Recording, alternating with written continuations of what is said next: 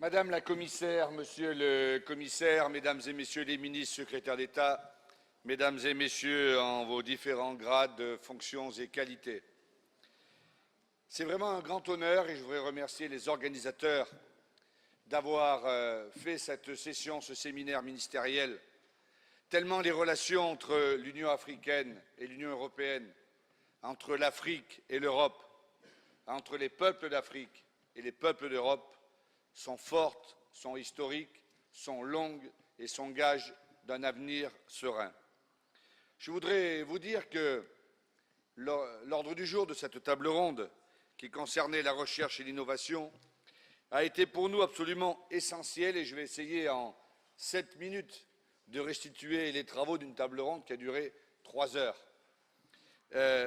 Ce matin, ce que nous avons vu dans nos pays respectifs, dans cette histoire longue, commune, nous avions non seulement un dialogue fort, mais nous pensions que l'avenir de l'agriculture était un peu similaire entre l'Union européenne et l'Union africaine. Nous pensions que les 3 défis que nous devions relever, le défi climatique, le défi économique et le défi alimentaire, étaient des défis qui mettaient au cœur de notre histoire commune le citoyen, l'agriculteur, l'agricultrice, le consommateur. Et que si nous ne relevons pas ensemble ces 3 défis, alors nous raterions l'avenir de nos 2 continents, mais surtout, nous raterions l'avenir de la transition agroécologique que nous devons prendre pour nos agricultures. On sait très bien qu'avec le changement climatique aujourd'hui, les défis climatiques, les aléas climatiques vont être de plus en plus nombreux. On sait très bien, et tout à l'heure, la commissaire de l'Union africaine l'a dit, le premier enjeu en agriculture, être agriculteur en Afrique, signifie être pauvre. Vous l'avez dit, et c'est bien cela. Mais vous savez, être agriculteur en Europe, c'est aussi parfois être pauvre. Et c'est ce premier défi que nous devons relever.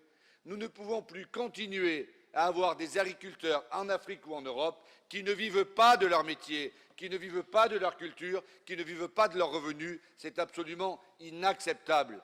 Les agriculteurs veulent certes avoir des subventions, mais surtout, ils veulent vivre des fruits de leur travail. Et ce défi économique, il est absolument essentiel. Et le 3e défi, c'est le défi alimentaire qui a été évoqué. Et ce défi alimentaire, il est colossal. Dans quelques années, il y aura pratiquement 10 milliards d'habitants sur la planète. L'accès à une alimentation de qualité, à une alimentation sûre, à une alimentation saine, à une alimentation durable est absolument essentiel. Sur la planète et dans nos 2 continents, il ne faut pas que les gens pauvres n'aient pas la même alimentation que les gens les plus riches. On ne peut pas accepter que les gens qui ont moins les moyens ne puissent pas accéder aux mêmes produits que ceux qui ont plus les moyens. Alors, par rapport à ce triple défi que nous avons essayé de relever, la réponse, évidemment, c'est le thème de cet atelier, c'est la recherche et l'innovation. C'est par la recherche, c'est par l'innovation que nous arriverons à mieux produire, que nous arriverons à plus produire, que nous arriverons à produire une agriculture de grande qualité qui tiendra compte de la transition agroécologique indispensable que veulent toutes nos populations, mais qui en même temps sera suffisamment puissante pour permettre l'accès à chacun, l'accès des uns et aux autres à cette alimentation.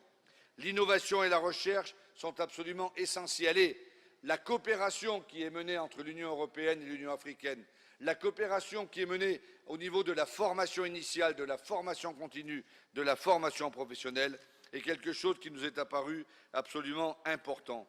Il faut également que nous ayons des approches en matière de recherche et d'innovation similaires. Il faut que nous soyons capables de soutenir la prochaine génération, car aujourd'hui l'essentiel, mesdames et messieurs, ce que nous avons vu dans cet atelier, c'est qu'il faut que le changement de génération, que l'installation de jeunes en agriculture puisse accéder à avoir des terres qui puissent être cultivées et que ces jeunes-là puissent être formés. Et que demain, les jeunes qui arriveront en agriculture seront des jeunes qui auront un niveau de formation supérieur à leurs parents, évidemment, et a fortiori à leurs grands-parents. Et c'est pour cela que nous devons apporter des solutions, des espaces de dialogue, des outils numériques, des outils modernes, afin que ces jeunes-là puissent y arriver. Sur la prochaine génération de scientifiques agricoles, il faut absolument investir dans l'humain. C'est ce que nous avons travaillé ce matin et nous avons besoin des réseaux de chercheurs pour une collaboration dans les deux sens entre l'Union européenne et l'Union africaine. Dans les deux sens. Ce n'est pas que dans un sens, et ça a été très bien dit tout à l'heure par notre collègue qui vient de s'exprimer avant moi. Enfin, les femmes doivent être au cœur de notre système alimentaire et agricole et nous devons insister pour qu'au niveau des études, de la formation des études supérieures, eh bien, les femmes aient accès au plus haut niveau.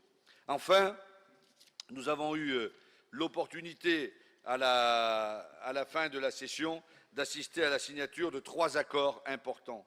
Le premier concerne le financement par la Commission européenne, cher Phil, dans le cadre de Désira à hauteur de 3 millions d'euros pour soutenir le One Planet Fellowship Programme.